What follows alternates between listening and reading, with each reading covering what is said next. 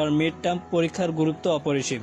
আপনি মিড টার্মে ভালো করলেই কেবল ফাইনালে ভালো করতে পারবেন, এবং মিড টার্মের রেজাল্ট দেখেই আপনাদের টিচাররা আপনাকে যাচাই করবে এবং সেই অনুযায়ী আপনাকে হাতের মার্কগুলো দিবে। আর পলিটেকনিকে হাতের মার্কগুলো খুবই গুরুত্বপূর্ণ, এজন্য আপনাকে মিড টার্ম পরীক্ষা অবশ্যই ভালো করতে হবে।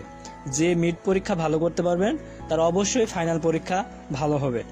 আমি এমন অনেক স্টুডেন্টের সাথে কথা বলছি, তারা বলছে যে ভাইয়া আমি মিড পরীক্ষা ভালো দিছি কিন্তু সেমিস্টার ফাইনাল পরীক্ষা অনেক খারাপ দিছি, তবুও আমার এফার্ট আসেনি, ভালো একটা রেজাল্ট আসছে।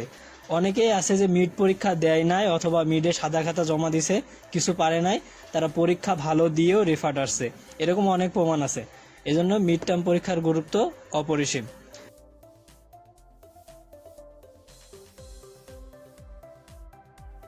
পড়েন তাও পারবেন, তাও একটু যদি পড়েন তাহলে ভালো হবে।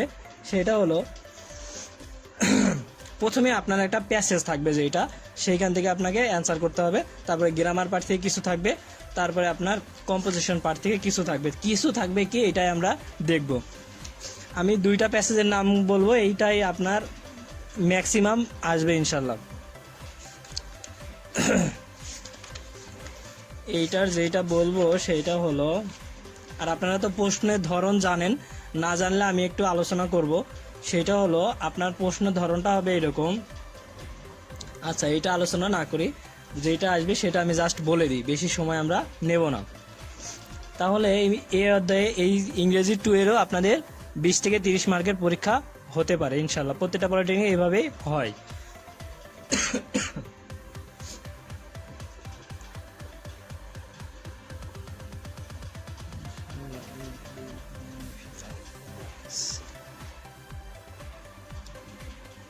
আপনাদের যে কোনো সাবজেক্টের মিড টার্ম প্রস্তুতির সাজেশন লাগলে আমাকে কমেন্ট করবেন, তাহলে আপনাদের এইটা দিয়ে আমি উপকৃত করব ইনশাল্লাহ।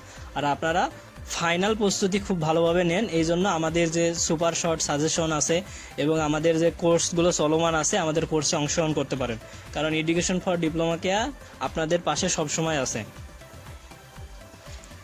আমরা যদি এখন দেখি এইখান থেকে যেটা পড়বেন, আপনি অবশ্যই নেলসন ম্যান্ডেলা পড়বেন। তারপরে এইটার থেকেও যেটা গুরুত্বপূর্ণ আমি মনে করি আপনার মিড টার্মের জন্য, এটা বরাবরই দিয়ে থাকে তো এই জন্য আর কি, এটা অবশ্যই পড়বেন। প্রথমে এটা একটা প্যাসেজ দিলাম, আর দ্বিতীয়ত আর একটা হচ্ছে এটা পড়বেন হচ্ছে এই যে এটা পড়বেন।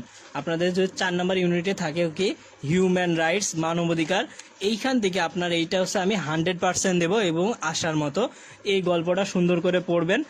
আর যদি কেউ নাও পড়েন সমস্যা নাই, ওই গল্পটা পড়ে আপনি কিন্তু 10 মার্কের অ্যান্সার দিতে পারবেন এখান থেকে খুব সহজেই মিড টার্মে। মাই নেম ইজ আমেরিগো, এইটা খুবই ইম্পর্টেন্ট, এই প্যাসেজটা একটু পড়বেন তাহলে আপনাদের জন্য যথেষ্ট হবে।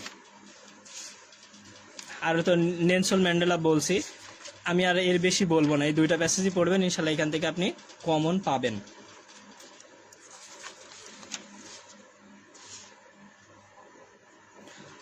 আর একটা এটা একটু দেখতে পারেন যে শান্তি সংঘাত, এটা একটু দেখতে পারেন, পিস অ্যান্ড কনফ্লিক্ট, এখান থেকে আমি প্যাসেজ এই দুইটাই বললাম। আর গ্রামার পার্টে যদি আমি যাই তাহলে আমি এইখান থেকে যেটা বলবো আপনাকে অবশ্যই আপনি এটা পড়বেন।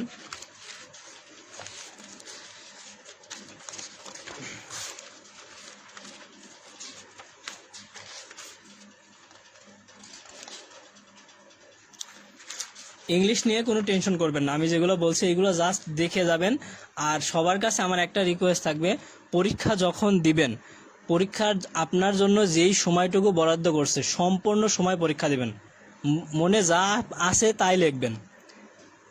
কেউ যেন সাদা খাতা জমা দিবেন না অথবা পারতেছি না খাতা জমা দিয়ে চলে আসছে এমন কিছু করবেন না। আর পরীক্ষার আগে অবশ্যই প্রস্তুতি নিয়ে পরীক্ষা দিবেন, মিড পরীক্ষা হোক আর সেমিস্টার ফাইনাল পরীক্ষা হোক। কারণ দেখেন রেফার্ট যাদের আসে তারাই বুঝতে পারে।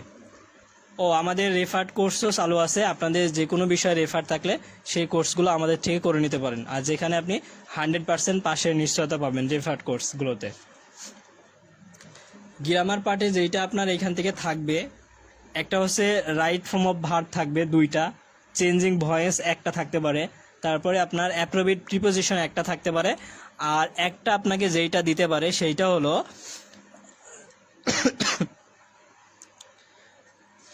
সেইটা আপনার এখান থেকে এর বেশি আর দিবে না আপনাকে, ঠিক আছে। আর একটা কমপ্লিট সেন্টেন্স যদি থাকবে, ওটা কিভাবে থাকবে আমি এখান থেকে কিছু উদাহরণ যদি বলি আসার মতো আর কি, একটু বলি। এটা বলা খুবই কঠিন, তো এই জন্য আর কি আপনি এখানে যদি নিয়ম না পড়েন তাহলে আপনার জন্য অনেক কঠিন। তারপরে আপনি এই 4 নম্বর এটা একটু দেখতে পারেন, এখান থেকে আপনি আসার মতো, ঠিক আছে। এই যে আপনার 100 পেজ হক প্রকাশনের বইয়ে অথবা আপনার বইয়ে যেটা আছে যে রাইট ফর্ম অফ ভার্ব, শেষে দেখবেন একটা এক্সাম প্রিপারেশনের একটা আছে, প্রথমে 4-5 আপনি দেখলে একটু কমন পাবেন এখান থেকে। আর তারপরে চেঞ্জিং ভয়েসের আমি তো শিখাইছি আমাদের ভর্তিগত শিক্ষার্থীদের, যেখানে 5টা জাস্ট রুলস দিছি আমি। এই 5টা রুলসে যেখান থেকে আসুক আপনি করতে পারবেন। এখান থেকে জাস্ট আপনি যেটা পড়বেন সেইটা হলো যে ইম্পর্টেন্ট যেটা আমি সেটাই বলছি। শুট দ্য ডোর একটা পড়বেন, তারপরে হোয়াট ডু ইউ ওয়ান্ট এটা পড়বেন, তারপরে একটা পড়বেন হচ্ছে কঠিন দিবে না আর কি এইগুলাই, মে আই হেল্প ইউ একটা পড়বেন, তারপরে do the some, I shall help my friend. এই টাইপের কিছু একটা পড়লে, এই কয়েকটা পড়লে আপনার জন্য কমন থাকবে। অথবা আপনারা যদি চান এইখান থেকে আপনি 1, 2, 3 এই 3টা ভালো করে পড়তে পারেন। এখানে কয়টা আছে? 9 থেকে 10টা আছে।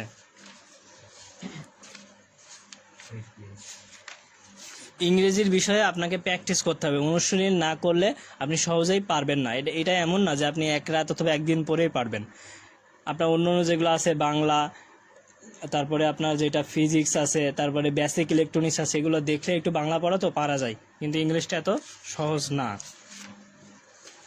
এখান থেকে এটা দেখবেন। আর প্রিপোজিশনের জন্য আপনি যেটা পড়বেন এখান থেকে, এগুলো বলা অনেক কঠিন, তারপর আমি একটু আপনার যেন পড়েন এই জন্য বলতেছি আর কি। কমন ইনশাল্লাহ থাকবে যদি এগুলো একটু পড়েন আপনি। আচ্ছা, এখান থেকে আমি আপনাকে যে 5টা দেখাচ্ছি এই 5টাই শুধু পড়বেন, তাহলে আপনার কমন থাকবে 1টা বা 2টা। একটা কমন ইনশাল্লাহ থাকবে, হি ডাইড ফিভার, এখানে হবে কি হি ডাইড অফ ফিভার। তারপর টেক কেয়ার ইওর হেলথ, মানে কি take care of your health. Open page 15 অথবা 19 যেই থাক, তাহলে ওপেন এখানে হবে কি অ্যাট পেজ 15। তার আই প্রিফার মিল্ক টু টি, ঠিক আছে, আমি দুধের সাথে চা পছন্দ করি, ঠিক আছে। I congratulate you on your, অথবা এখানে ফর ইউর ব্রিলিয়ান্ট রেজাল্ট, ঠিক আছে, এখানে ফর হবে, এটা একটা দেখবেন। এগুলাই জাস্ট পড়লে আপনি কমন পাবেন। আর আপনাকে আমি তো বলছি প্রথমেই, আর এইখান থেকে আপনি যেটা পড়বেন সেইটা হলো আপনার যে কম্পোজিশন, মানে সি পার্টে যেটা থাকবে। আমি কিন্তু এ পার্টেরও দিয়েছি 2টা প্যাসেজ, বি পার্টেরও গ্রামারে কোনগুলো থেকে থাকবে 1টা 2টা 3টা 4টা করে প্রশ্ন সেটাও দিয়েছি, এবং সি পার্ট থেকে আমি আলোচনা করতেছি। এখন দেখেন আপনাদের যেটা কম্পোজিশন পার্ট, এটা খুবই গুরুত্বপূর্ণ, এবং এইখান থেকে আপনি ফাইনালেও খুব ভালো একটা রেজাল্ট করার জন্য, পাশ করার জন্য প্রস্তুতি নিতে পারবেন। এখানে আপনার যেটা মাস্ট বি থাকবে সেটা হলো একটা ডায়লগ থাকবে আপনার, একটা ডায়লগ সুন্দর করে লিখবেন। এটা দিতে পারে যে 2জন বন্ধুর মধ্যে একটা সংলাপ দিতে পারে যে কোনো একটা বিষয় নিয়ে। আর একটা বিষয় হলো এখানে আপনার যেটা একটা গল্প থাকতে পারে। গল্পের বিষয়টা কি, আপনাকে একটা গল্পের শুরু বা প্রথমের 3-4টা লাইন দিবে, এইটা আপনি একটু পড়ে পরে 4-5টা লাইন একটু লিখে কমপ্লিট করে দিবেন, তাহলেই হবে এইটার বিষয়টা আর কি। তাহলে এটা কিভাবে থাকতে পারে, আমি এইখান থেকে যেটা আপনাকে দেখাবো যে প্রসেস রাইটিং যেটা আছে সেইটা হলো যে যা কোনো কিছু ধাপে ধাপে বা পর্যায়ক্রমে করার পদ্ধতি বর্ণনা করা যায়, সেইগুলোর বিষয়ে একটু আমি আপনাকে বলবো। যদি আপনার পরীক্ষায় আসতে পারে যে কি বলা যায়, এখান থেকে ইম্পর্টেন্ট দেওয়া অনেক কঠিন, তাও দিতে পারি যে কিভাবে পরিবেশ পরিচ্ছন্ন রাখা যায়। অথবা আর একটা খুবই ইম্পর্টেন্ট, এটা আমি ইনশাল্লাহ আসার মতো, যে কিভাবে ইংরেজি শিখতে হয়, ঠিক আছে, অথবা কিভাবে পরীক্ষার জন্য প্রস্তুতি নিতে হয়, এটা খুবই গুরুত্বপূর্ণ। আপনি এই 3টা একটু ভালো করে পড়বেন তাহলে যথেষ্ট। হাউ টু লার্ন ইংলিশ আর how to take preparation of the examination.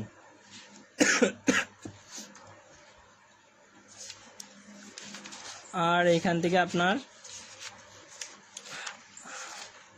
এটাই পড়বেন। আর এখানে কিছু গল্প আছে একটু শেখার জন্য অথবা মজা করেও পড়তে পারবেন, পড়তে ভালো লাগবে আমি মনে করি।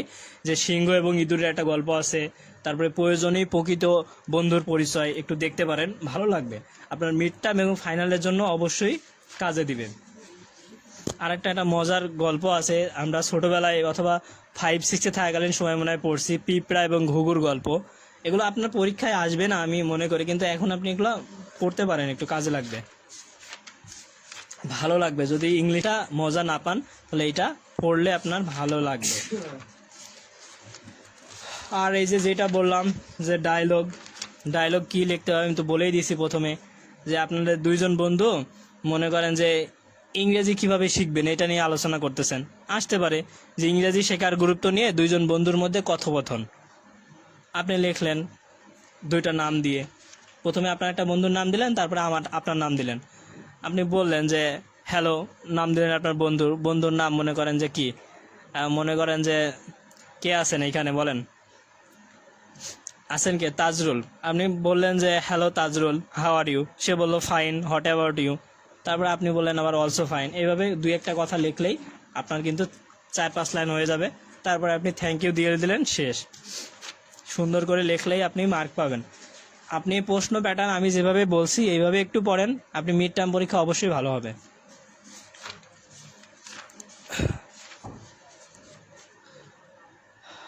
আর একটা যেটা ইম্পর্টেন্ট সেটা হচ্ছে আপনার দেখেন,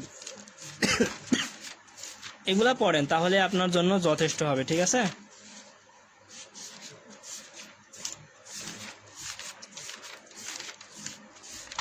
ইংলিশের জন্য আপনি এইগুলো পড়েন তাহলে ভালো হবে। আর আমি লাস্টের দিকে একটা মডেল দেখাই দিচ্ছি, এই মডেলটা একটু পড়বেন, তাহলে আপনার ইংলিশের জন্য বিষয়গুলো অনেক ক্লিয়ার হয়ে যাবে।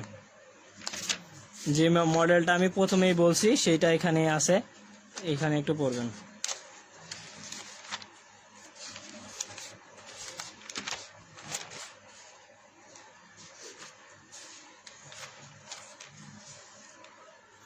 এই যে আমি প্রথমে বলছিলাম নেলসন ম্যান্ডেলা সম্পর্কে, এখানে সুন্দর করে আপনার প্রশ্ন যে প্যাটার্নে এখানে দেওয়া আছে।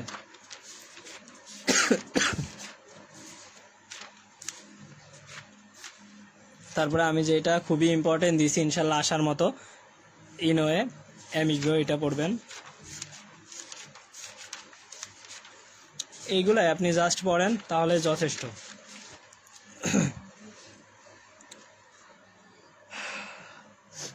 আর সব থেকে ভালো হয় যদি আপনি এইটা পড়তে পারেন,